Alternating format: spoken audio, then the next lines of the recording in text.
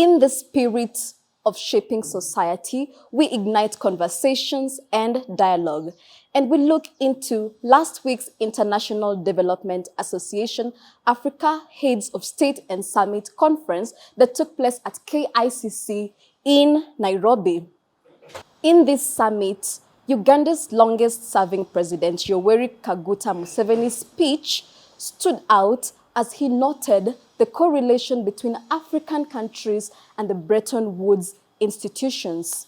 He cited that Africa's economic crisis was predicted 60 years ago. He noted that African countries have taken more time to move from quantitative to qualitative growth. And he compared this situation to a mother who conceived and bore a child in 9 months. Now, the question is, as Africans, where is our baby? Take a listen. Now, the World Bank people and other groups have been talking of sustainable development. Even in your documents, I have seen those words there. Sustainable development. I am now going to be 80 years old. I have never seen sustainable pregnancy. That a woman is pregnant this year, the pregnancy continues next year, 3 years, 4 years, it never happens. In life, pregnancy develops sustainably within the womb of the woman. Quantitatively, the baby is growing bigger and bigger. But at some stage, quantitative growth must be transformed into qualitative change. The pregnancy must become a baby. If the pregnancy remains pregnancy, the fetus will die. Joining us in this conversation today in a simple and cross-cutting manner are two brilliant minds, Bonaventure and Edwin, to delve more into this discussion and analysis. You're welcome. Now, the International Development Association Africa Summit of Heads and States. What kind of party animal is this, and what was your takeaway from this summit? Edwin. Yeah, so the International Development Association. We can call it IDA from now on, right? Because now our viewers know what it is. It's one of those, I would say, very important, platforms where the South, the global South, gets to meet and interact with the rest. And of course, in most times, you come to realize that it's about lending and money. Lending. And it's about Africa trying to impress the rest of the world. Okay, to cut you short, the global South for viewers. Take us slowly, we need to understand these things. Yeah, so the global South basically is just a political term, It just means countries that are third world countries, countries that are south of the hemisphere. Okay, that's and closer that is the global home. South, and in this perspective, East Africa, Kenya is included. IDA is one of the component institutions of World Bank. Yeah. So if you've looked at the other one is International Bank for Reconstruction and Development. And what happens with IDA is that unlike IBRD, IDA gives what you call credits, very very soft loans to very low income countries, and where you look at risks being high, and the lending mechanism is a bit softer compared to IRDB. And from the conversations that you got to hear from the presidents, actually, is that they looked at how do you increase the lending volume for African countries, and how do you prioritize. And one of the things that was mentioned actually there was about trade. It was about mutual interest in such a way that Africa gets what it wants, and not necessarily Africa's interests being dictated by interests that are coming from outside Africa. And that is why you would see the likes of His Excellency Yoweri Museveni saying that it is very important for them to, look at things that Uganda has a comparative advantage over and invest more there. So then you don't blankly introduce aspects that they think that they really, do not need. And there was this mention of capacity building and all this stuff, all these terms. And it's one of the areas that you'd imagine that the presidents are saying, look here, if you are lending us money, lend us money in such a way that we can use it to make most out of it. And infrastructure was one of the things that was mentioned, and you say that if you want to put Africa in the face of the world, you have to make sure that it increases its ability to trade, and infrastructure is one of the components that you cannot leave out.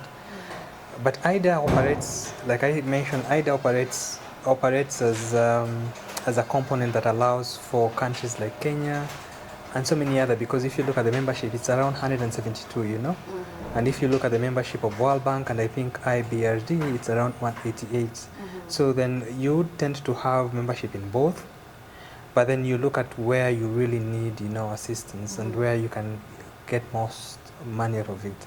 So IDA is closer home to Africans than the International Development for Reconstruction and Development? Technically, yes. Technically, yes, because it's of the closer low home. interest rates, Yeah. and the credit worthiness of these countries. Yes. Okay. Yeah, so it's easy for you to access the credit facility. Of course, the two institutions work in such a way that, of course, they provide, financing. They do provide policy, advice, technical assistance. Those are three main components that either of the institutions do offer. The target is now the difference, Right. and also, of course, coming to the fact that the target, yes, could be different, but also why is it different? It's because of the issues and the ability of the countries to kind of repay and the protection that these countries need, and the understanding that these countries need to allow them to be able to kind of repay some of these loans in based or governed by an infrastructure or structure that allows for the countries to be comfortable enough to do so. Okay, all right, because most of us just know World Bank as a whole, but it's interesting to know that IDA is an affiliate, I could say, of the World Bank with the International Bank of Reconstruction and Development. Now you know guests. Bonventure, karibu sana. Thank you. Tell us your takeaway from IDA, and also mention to us about the relationship between African countries and these Bretton Woods institutions, because he has talked about capacity building from Museveni's speech, and you heard him say, when I ask money for capacity building, they give it to us very fast, and then we go and eat the chapatis in the conferences, but when I ask money for infrastructure, I am not given any money. So what is that relationship between the Bretton Woods institutions and African countries? Thank you very much. When you look at, generally when you talk about the Bretton Woods, you're talking about IMF and World Bank. And But there are more. World Trade Organization. the most synonymous are the two. Yeah, you're right. Yeah, the mostly known are the two. And when you look at those two institutions, they were founded on the ground around 1940s to try to assist countries or revamp after the World War, to assist countries in now revamping financially or economically.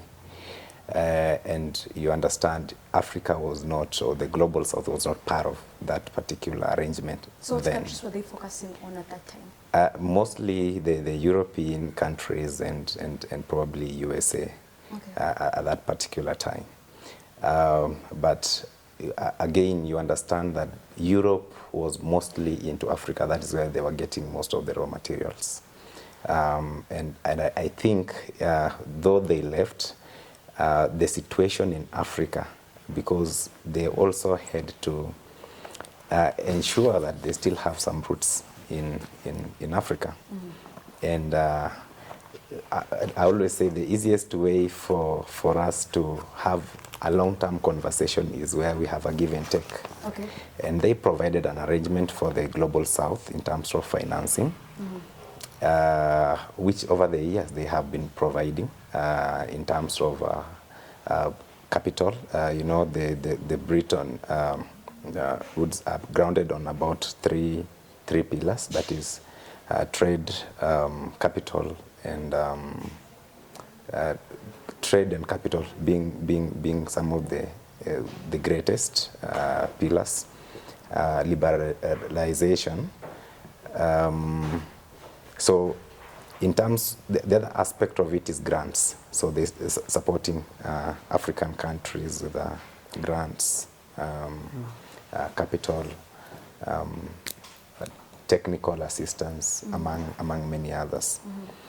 But over the years, I think part of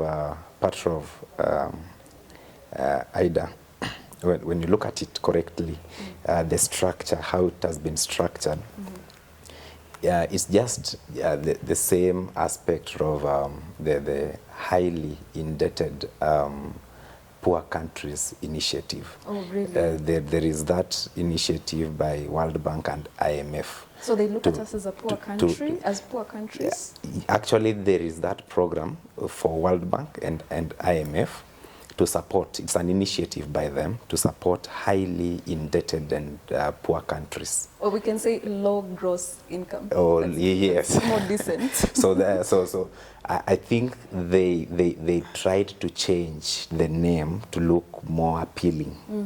Okay, because when you look at the initiative, the highly indebted poor countries initiative, when you look at the structures and the programs or the projects they finance, from basic education, basic health, infrastructure, water and sanitation, climate change, and a few disasters.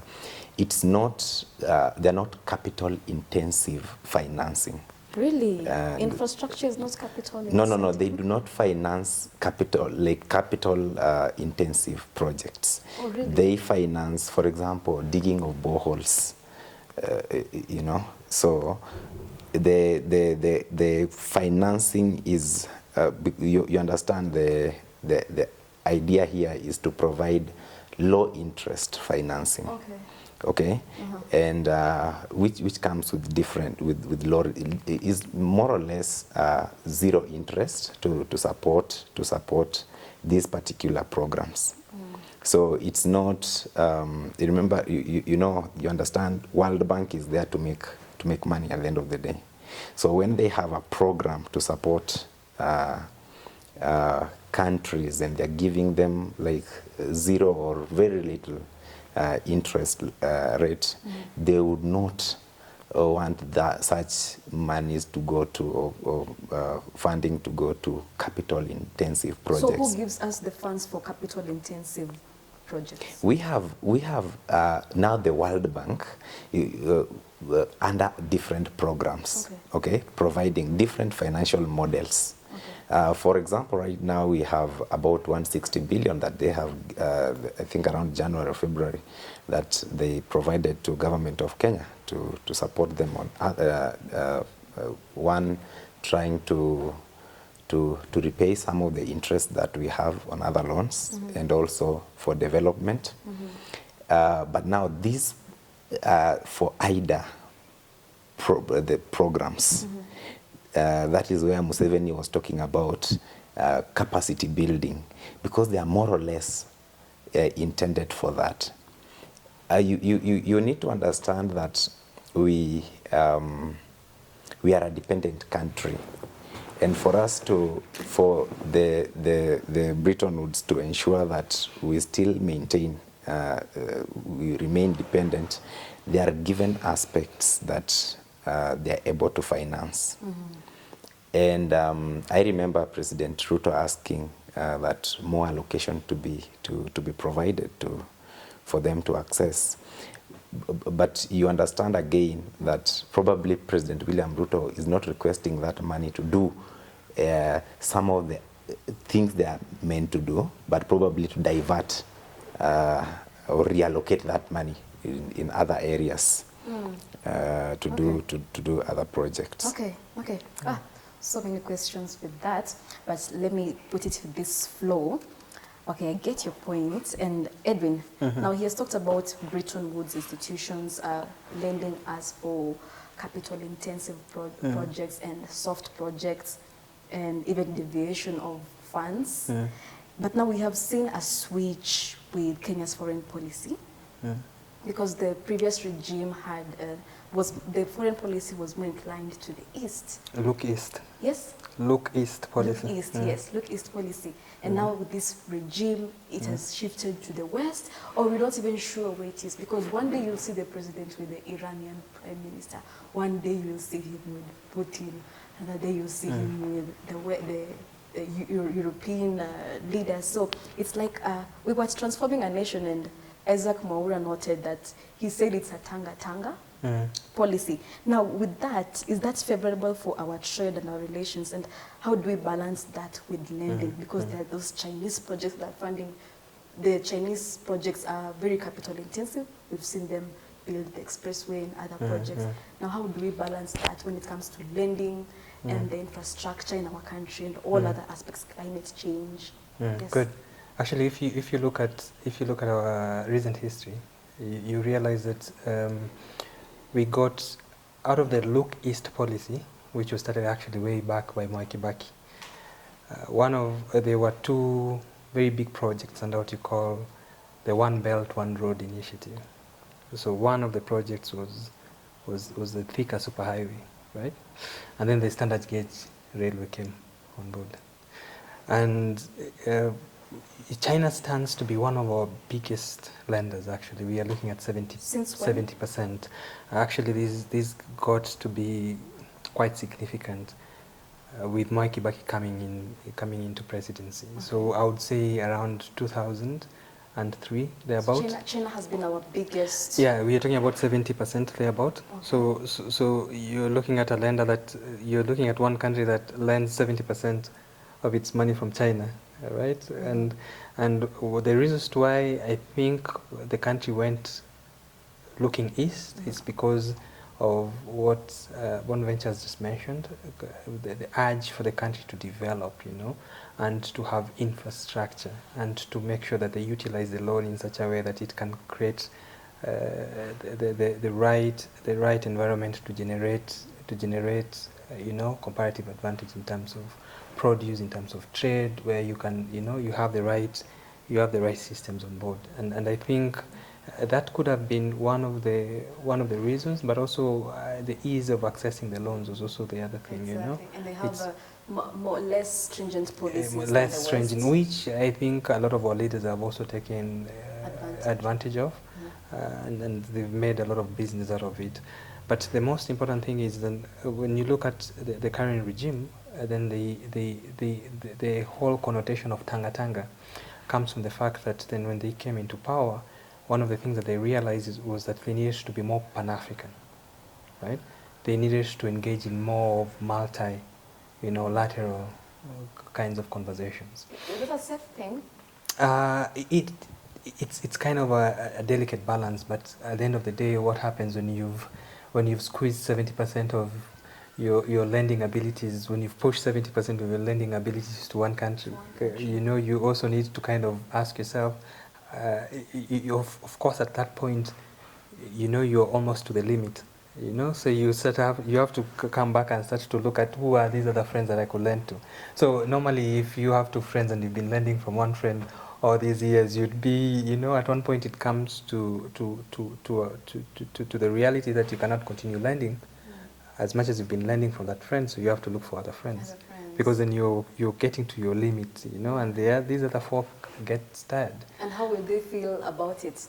They've been our biggest lenders, and now you are getting to a point where you want to be more diverse and not last with other lenders. My hunch would be that the more you lend, the more it becomes difficult for the lender to actually continue giving you money, because then one is that maybe your repayment is not as good as they expect, or two, there is so much that has to be addressed. And I think you may have realized that there's something called the debt trap diplomacy, Yes. and the debt trap diplomacy is that you kind of allow, for convenience purposes, the person who lends you money gets to have a bit of some powers when it comes to your politics, to influence you, because they feel that you have to lay allegiance, because then if you don't, then they can use that ability to whip you, or against you. And I think also partly when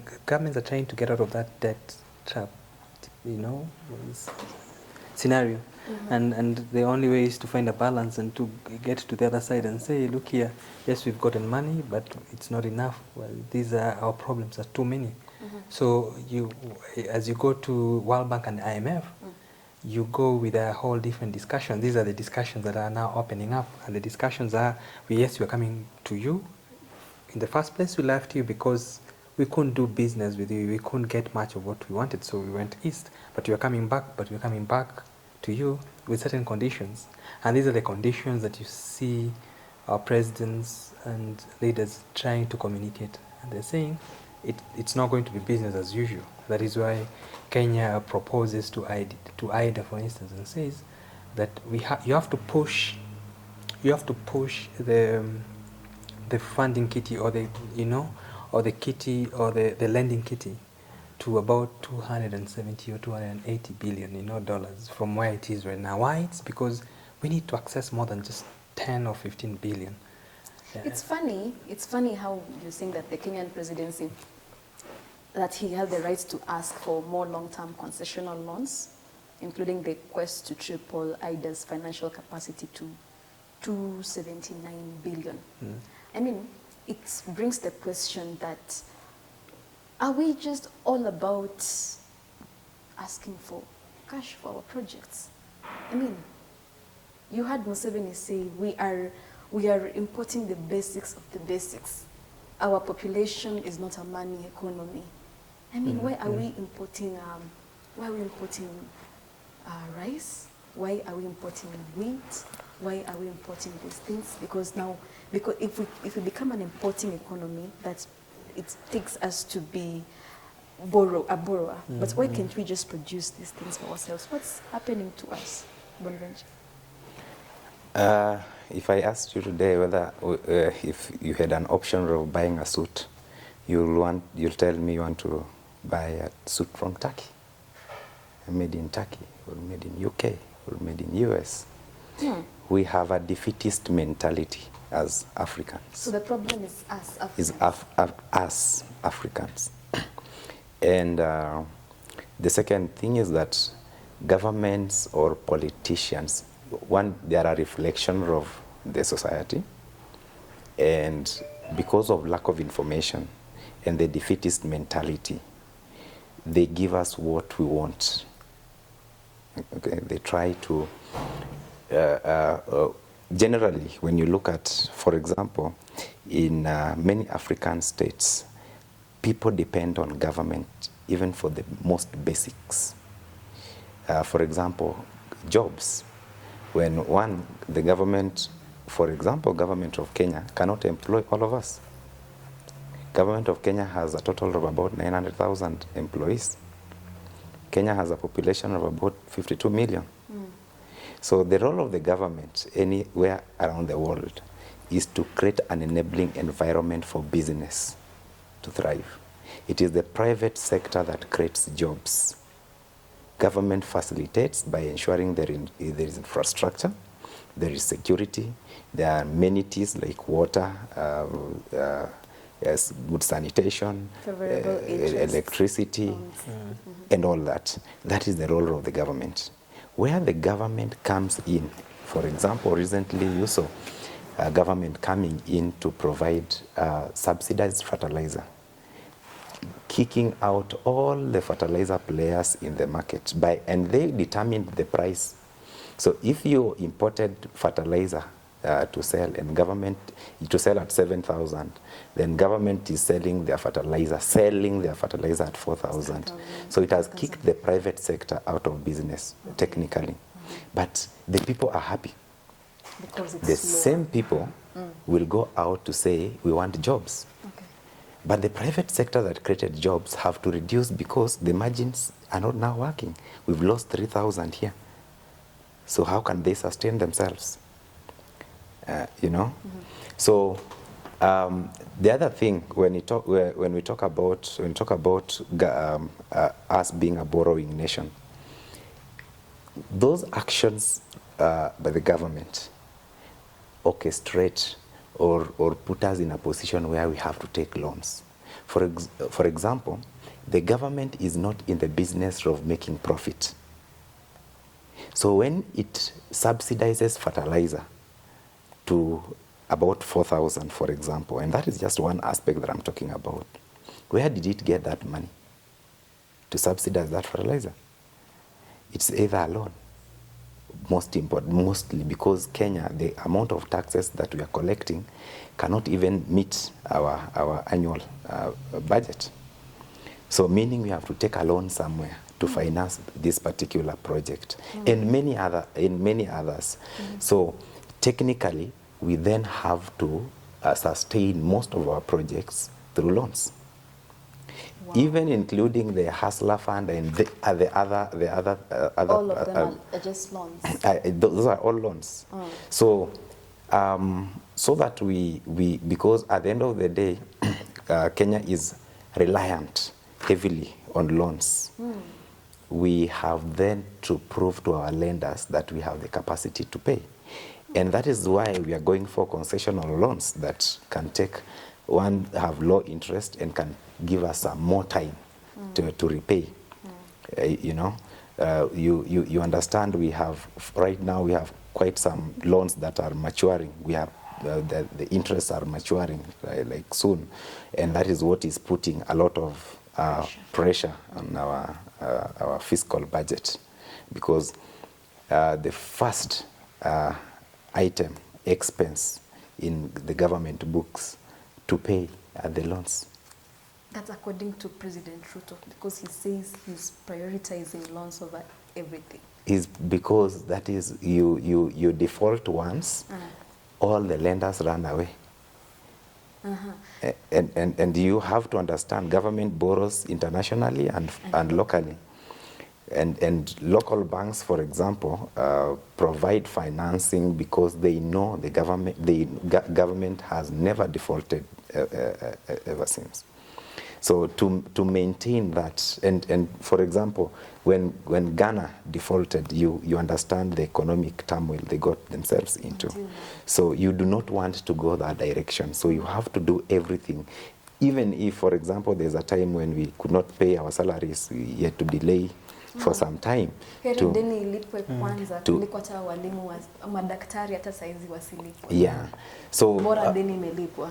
So the other thing that we are not doing right, and again, is our leaders. And leaders are a reflection of the society. Yeah, I want to believe it's the leaders, because President Ruto says he's prioritizing loans that the previous administration had prioritized. No. One thing about the loans in Africa, there is no deliberate effort, to get us out of this mess.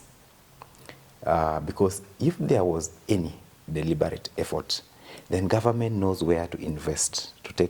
When they take a loan, they know where to put it. One is manufacturing. When you look at the Finance Act currently, there are no substantive measures that have been put to support manufacturing. And when you look at the Kenya Association of Manufacturers, they are complaining every single time because of the high taxation. We have so many companies that are closing down because of the tax regime.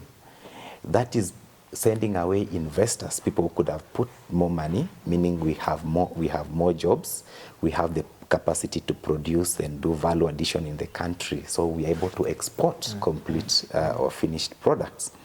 if we are not able to export finished products, there is a problem with that. Agriculture. Kenya is a backbone in terms, the backbone of our economy is agriculture. We produce tea, we produce coffee, we produce flowers, we produce avocado, we produce macadamia and all that. Tell me which company from those areas, products that I've talked about, that do value addition and export finished product to Europe? None.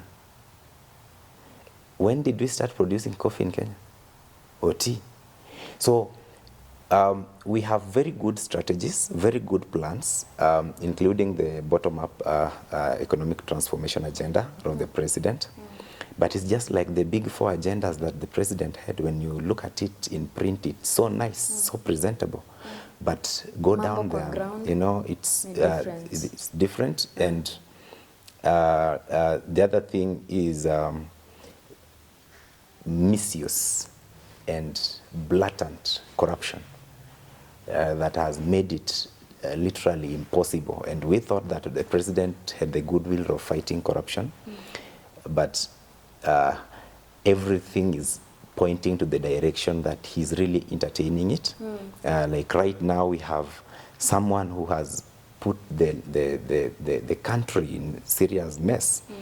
Actually threatened our food security, which is one of the most, food security of our country, and is still at the helm of our ministry. He has no audacity to resign, and we are trying to go the parliamentary way to kick him out.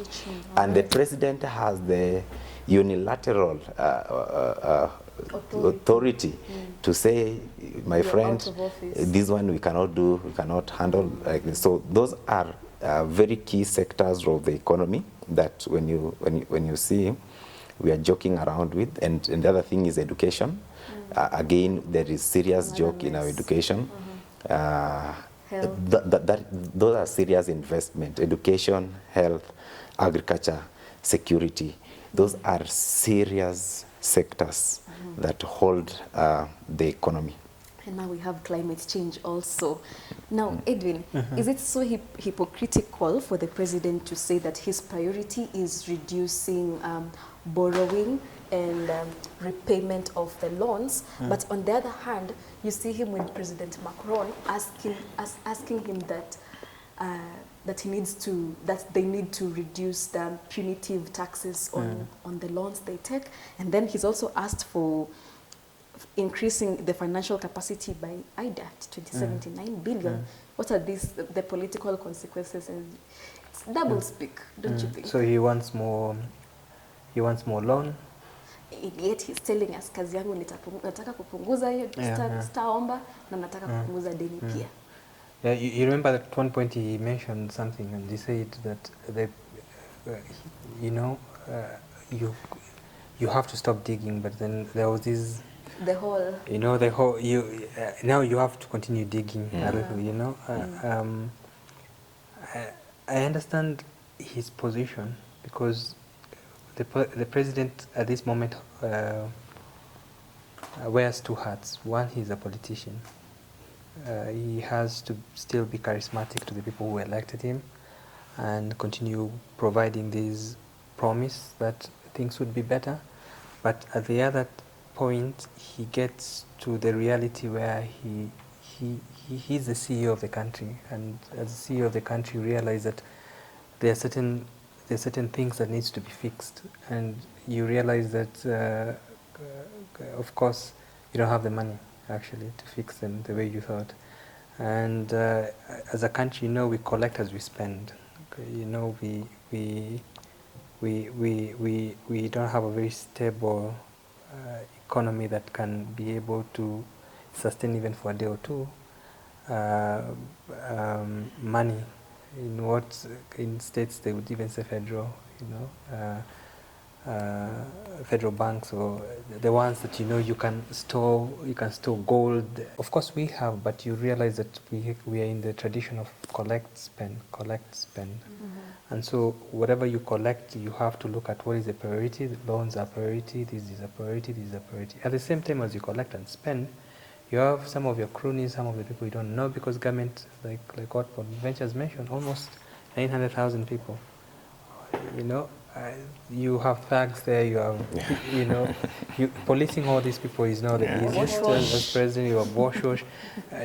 Even for you to get surprised to learn that there is a very big scandal ongoing. Some of them, yes, you're aware. Some of them you don't. You can also get surprised. You start a reform agenda. You remember the other day he was talking about, I'm going to get to make sure that 10,000 goes to every victim of the flood for the, so many floods. And then he said, and I'll make sure that the money doesn't go to the mabwenyenye, the people who, because he also has that fear. He knows that the system is so, is so, porous in such a way that you're not even so sure once you give out the money, will the money actually go to where it is intended, or it's going to remain with a few folks, Even that trust value, it's not there. At times I sympathize with him as much as we want to criticize him, but I understand that at the end of the day, that was his calling. Yeah. For you to be commander-in-chief, for you to be president, you have to take very radical measures. You have to know that at one point it stands for you to say that I'm going to go down with Kenyans, but I need to leave a legacy. And at one point, I know he's going to have to clean his house if some of these things have to be corrected. And there's this famous saying that the rot starts at the top. So if Kenyans see that nothing is being done at the top, then what? Yeah, then they don't care. Not so many. So you have a country of 52 plus million people who are ready to steal. Everybody is ready to steal, given an opportunity. You get to the corridors out there, to the markets, and you get to hear the vibe. Everybody says, if I get to government, can I get a tender? Everyone wants to do business with government, because why? Government has made it so lucrative to business in government, because there's runaway, corruption. People just steal. People just sell oxygen, sell air, all this stuff. So one is there is a responsibility when you have to bring in loans, when you're asking money from, be it some of these Pan-African banks, and be it some of these Asian banks, or be it a syndicate loan, the way they want to put it. At one point, things are going to come back home. And you have to face the wrath of, the decisions that you've made. And I think right now he's trying everything. He's saying that, yes, let me take loan, but try to account for the ones that I'm already. Yeah. But the question would be two things like what you mentioned. Are we gaining from it actually? Because yes, we are doing the infrastructure, but it cannot stop at the infrastructure alone. Manufacturing needs to be, we need to actually, if you do look at our balance of trade, we ever had a discussion, it's bad, right? The first thing is make Kenya to be an exporting country. Look, let us try to kind of flip the balance of trade in such a way that Kenya puts itself in a position where it can start to trade more, and to trade more means it starts to export more, and lessen what is unnecessary imports. Billionaires in this country, like I mentioned earlier when we were in the People's Dialogue Festival, the billionaires of these countries are net importers. They are people who are importing actually. If you want to become rich in this country, you don't necessarily export, you import. And what happens is when you import, you're actually adding to the problems that you're facing. Right. So the president has to, of course, create that very delicate balance. All right. And yeah, thank you for that. Now, Bonaventure, you have painted a picture that has got me so worried, because you have said the funds are coming in for the wrong reasons. We have corruption, we have the balance of trade. And I was looking at our neighbors, Ghana, who defaulted their loan.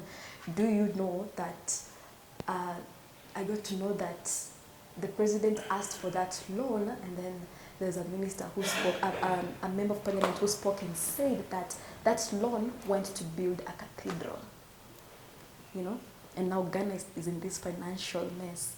So then how best can we put ourselves, just your opinion, your thought, shaping policy? How do we handle these funds that are coming in as loans? Or are we just going to continue wallowing in these loans, even to our children and our grandchildren? I think Edwin has mentioned one very important thing about people, that everybody is looking for an opportunity to steal. So which is quite true. It's very true. And Ain't you looking for one? Yeah.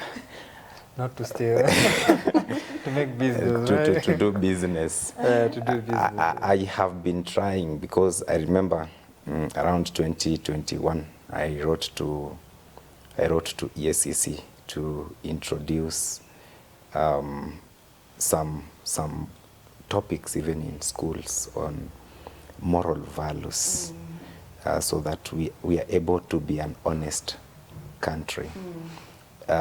Many a times I go to places and someone does not want to queue, they want to give some, to facilitate so that they are able to get quicker services. You asked me, so I'll answer for myself, whether I also, for example, I'm able to assist guys based on the position that I am to get jobs here and there. And you know, a lot of people ask for facilitation for such stuff. I do not ask for any facilitation. How because if there is an opportunity, I link them up. Okay.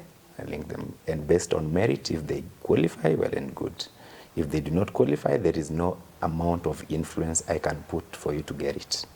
And that is just, that is me. We have generations that are coming up. Yeah. And we have this generation, and we have the fading out generation. And Kenya is a growing nation. One thing we have to be very intentional about as a country is our education system. Okay. Our education system, it rewards those who probably perform better or academically, and we do not invest in skills. So whether you cheat in exams, at the end of the day, we want you to get that distinction. We want you to get that A. We do not want to know which means they say. We do not want to look at what is the means you used to get there. So the other thing is that we have not adopted the culture of teamwork. That is why when you're doing something, you want to be seen as the best and you want to shine. Even in school, when you're in school, we used to reward number 1 to 10, and then the rest you suffer your fate. So now, if you're number 1, you read like selfishly, so that you can maintain your position. We do not have that teamwork. Okay. And now, because we are wired that way, we are capitalists. when you go to work, you still want to maintain the same. You want to be the person who comes very early and leaves very late so that you can be spotted. You want to be the person who backbites others so that you can look good. It's the culture. Now, that culture is what the politicians have adopted. They want to come and dig you a borehole and then you clap for them because they've dug a borehole.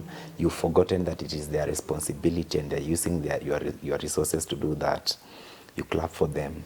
They're giving you bursaries, which should be actually part of, they should not be. It's their role. It's not, and they need to be very transparent about it. But for you, you feel it's a privilege they are doing.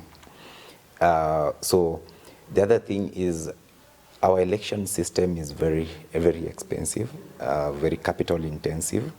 So at the end of the day, somebody like for right now, people are making money so that they can use the next election.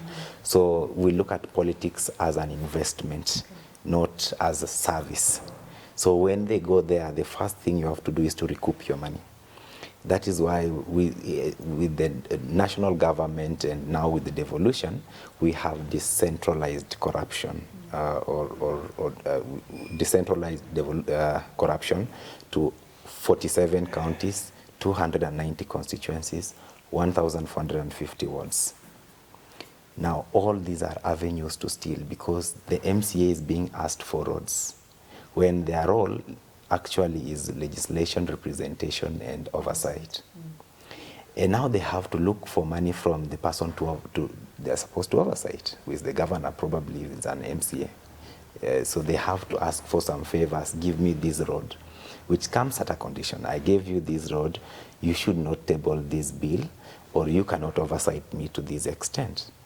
You know, so and the populace or the citizens will not understand that he refused to comply or to surrender to the demands of the governor because of that road.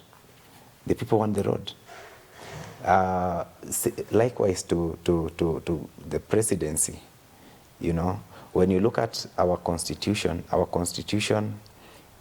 envisioned a situation where the government would operate without cherry picking or doing favors or legislators asking for favors. But because we all want to act performers, we want to be seen doing something, we have to play PR about so many things. That is why we are doing, when we had the fertilizer issue, you know, the first thing is the ministry brings the best guys in PR to, how can we do a PR, do a good PR with this? Because at the end of the day, we are a PR country. So if we want to change, and Edwin has spoken about the president balancing between being the CEO of a country and the politics. When he knows very well, because when he got into power, the idea that he used to ascend to presidency was that there were a lot of ills with the previous government that he served in, and they took those loans together. And he knows very well that he cannot sustain the economy without taking the loans. Equally, he cannot sustain the economy, even the cutting, the fiscal, the budget, trying to cut it down by about 300 billion or 300 million is untenable, because the easiest way for the president to cut down on unnecessary or wastage in government is one to choke corruption, all loopholes, to ensure that we've had billions, we've lost so many billions of money since the Kenya Kwanza government came into power. We have never seen the people who are involved. We had the cooking oil, we had the sugar, we had mosquito. We have not seen those people being prosecuted. They are still actively serving in government. And these are his cronies, you know. At the end of the day, these are people. We also have county government that are looting, but because they have aligned with the government, they are protected to an extent.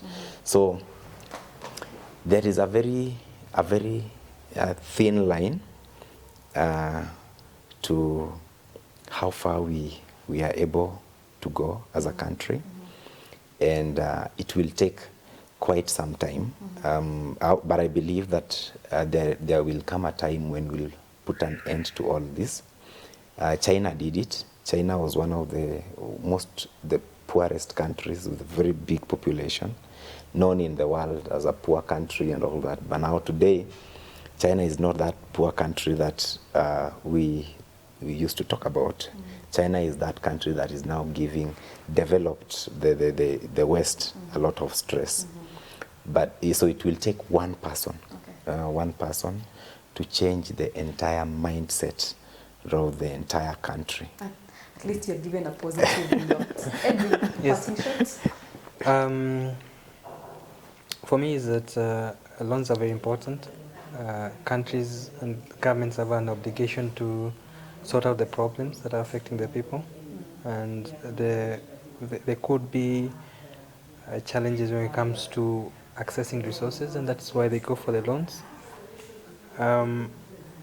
My clarion call is that they need to know how to place the loans in such a way that it works for the people themselves. And I would always want to equate my own experience and say, if I'm to go to a bank and take a loan, there is always something that I really need to do with the loan, and I only take loan when it's really necessary. So one is the same concept. Governments need to take loan when it's really necessary, and then two, you have to put the loan in the best interest of coming to your own, private life. The best interest would be, yes, of course, I want maybe to buy a car. Why do you want to buy a car? I want to have ease in terms of accessing, my workplace, and maybe you're looking at it from a bigger angle. I'm going to be gaining more and losing less having a car. So for that matter, it becomes an asset and not a liability. It's the same concept that government needs to apply.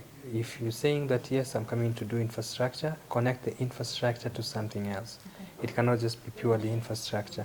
Investment, education is investment. If it's education, why don't you even say, let us do something like do education? I mean, like a system where you're saying, in your house, you can basically be able to even to repair certain things. You are not conformed to know that the only place that you're going to get to once you're done with education is to sit behind a desk and work. No, you need to know that you can go and do your own agri-business and get money out of it. It's not a dirty business, it's actually a very good business because it brings in income. And so if the government is taking loan to build an infrastructure, as a farmer I want to see how that infrastructure is going to be helping me, if it's going to be helping to have road where then I lessen my costs when it comes to transportation, well, that helps. That connectivity up to the end user is very important, and it's something that governments need to digest, and they have to kind of take this seriously, because at one point, if we do not, and people take cognizance of the fact that there is corruption and it is okay for corruption to continue being there, we go the Galana Kulalu way. You invest 40 billion Kenya shillings, do a very big, massive, dry land, farming worth 40 billion. Then after 3 years, it collapses.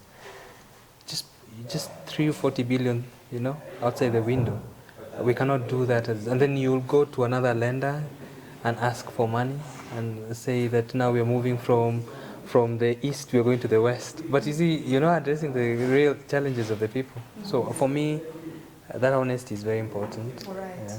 All right. Thank you so much. Thanks. I hope you enjoyed the conversation. I did so much. And ladies and gentlemen, I hope these conversations give you the right insight and inform you to take your part in creating a better society. And you can comment on the comment section on what topics you want us to talk about next. And don't forget to subscribe to this YouTube channel, like, and share to as many people as possible. And until next time, see you.